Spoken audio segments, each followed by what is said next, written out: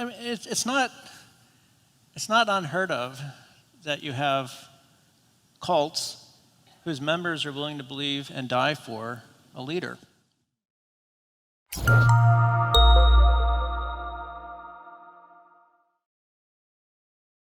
How is it any less plausible that Jesus told his disciples prior to his crucifixion to spread that he had resurrected in an attempt to set a moral precedent? So a kind of conspiracy view, but a noble lie conspiracy view.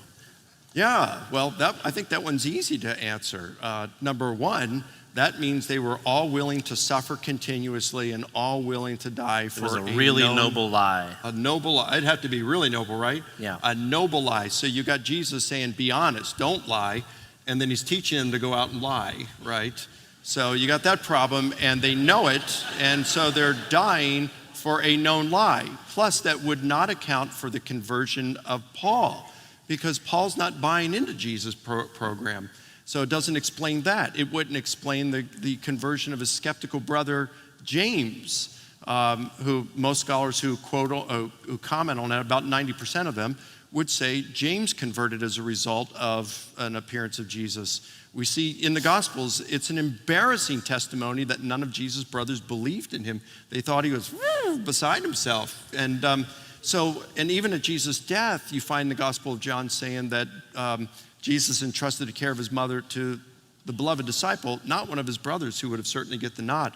And then afterward, we find Jesus' brothers believing in him. James is the head of the church in Jerusalem, and you find Josephus, Clement of Alexandria, and Hegesippus all reporting the martyrdom of James, the brother of Jesus, because he wouldn't deny his brother was the Lord. Well, what would it take to convince you that your brother's the Lord? You know, the fact that he went from skeptic to now leader in the church and willing to die for his faith, this is not perpetrated by the noble lie. Jump in?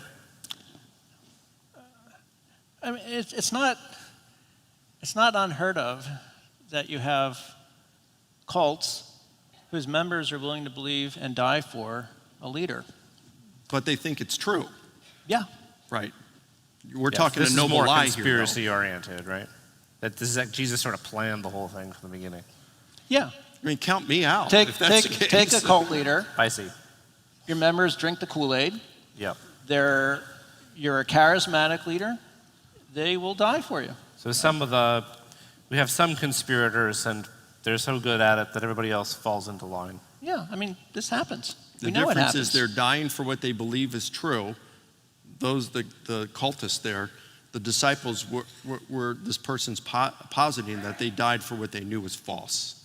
And there's a world of difference between the two.